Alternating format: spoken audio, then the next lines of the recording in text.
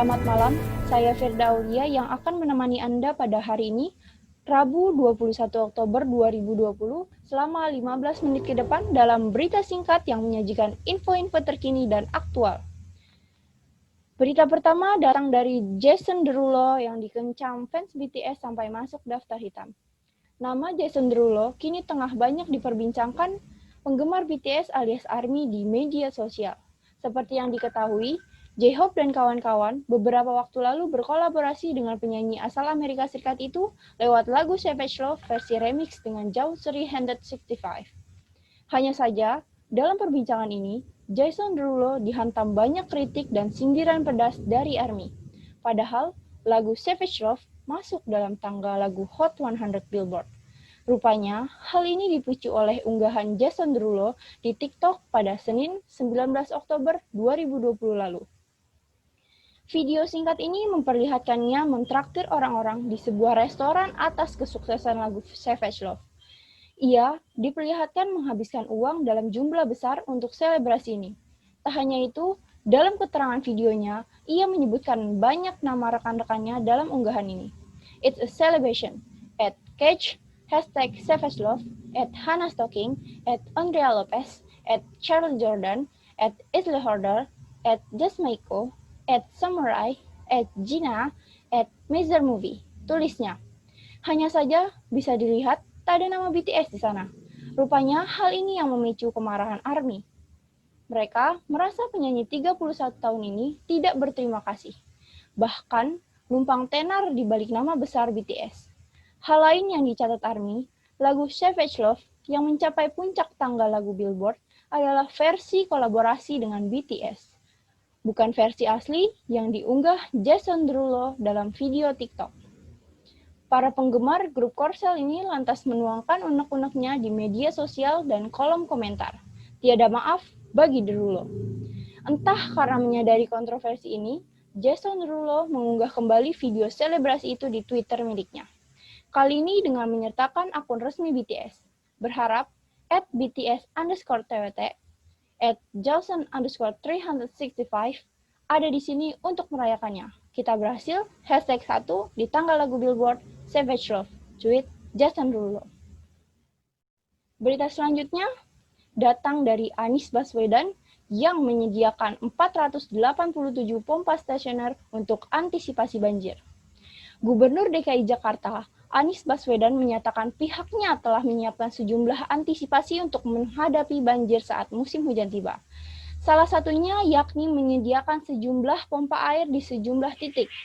Hal tersebut disampaikan oleh Anies melalui media sosial Instagram @AnisBaswedan pada Sabtu 17 Oktober 2020. Menurut prediksi BMKG, musim penghujan akan berlangsung mulai akhir Oktober. Jakarta terus bersiap dengan berbagai upaya menyediakan 487 unit pompa stasioner yang tersebar di 178 lokasi. Lalu, ada penambahan 10 pompa mobile yang saat ini tersedia sebanyak 160 unit dengan kapasitas 400 liter per detik. Pompa tersebut diprioritaskan untuk sejumlah titik seperti Kali Betik, Muara Angke, Teluk Gong, dan lokasi yang rawan banjir lainnya. Selanjutnya ada 65 unit pompa apung yang tersebar di 5 wilayah DKI Jakarta dengan kapasitas 50 liter per detik. Program gerebek lumpur, pengerukan masif di sungai, waduk, embung, situ di DKI Jakarta telah dilakukan di 2 lokasi yakni Waduk Riario dan Kali Baru Barat.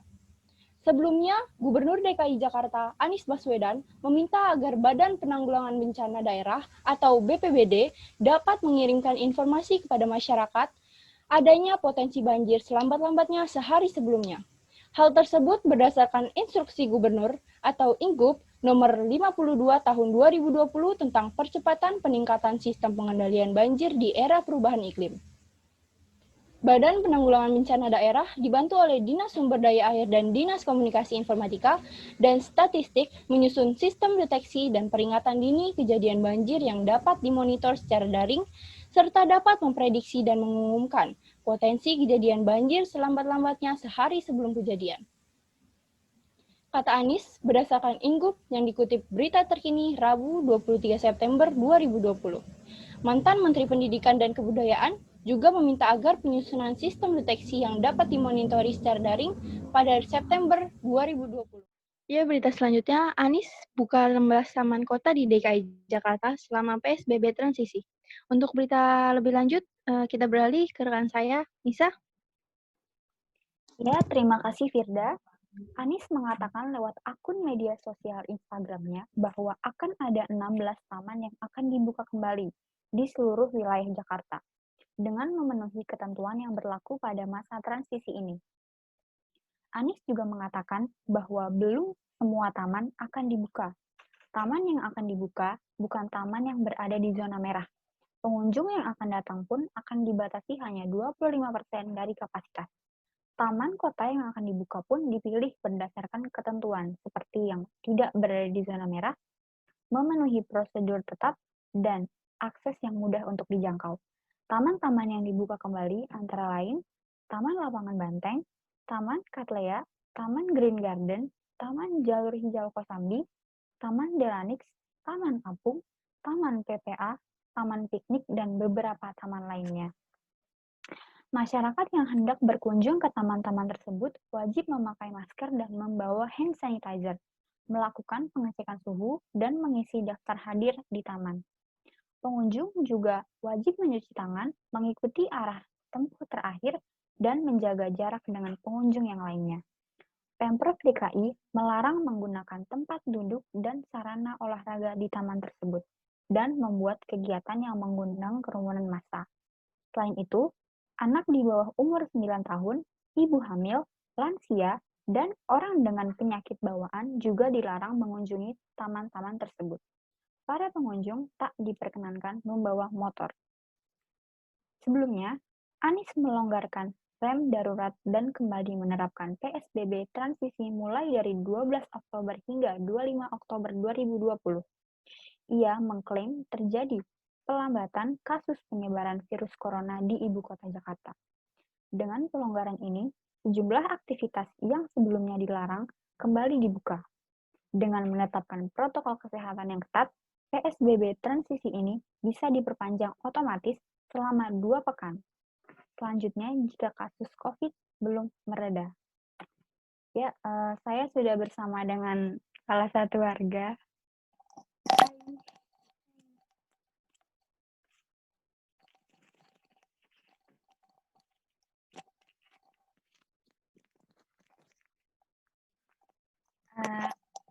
Adik, namanya siapa? Karimah. Adik suka jalan-jalan di taman nggak? Suka. Terus kan sekarang tamannya udah mulai dibuka lagi ya, Dek?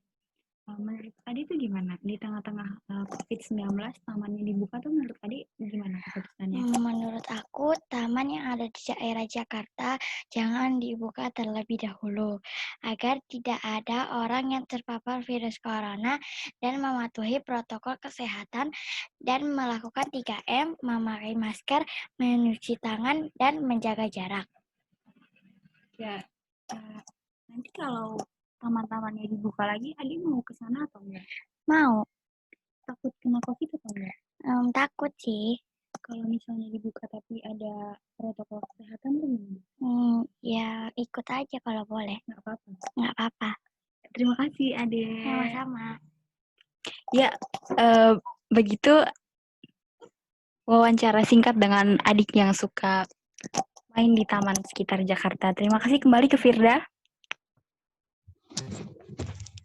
Ya, laporan Nisa tadi sekaligus mengakhiri jumpa kita kali ini. Sampai bertemu di pertemuan selanjutnya.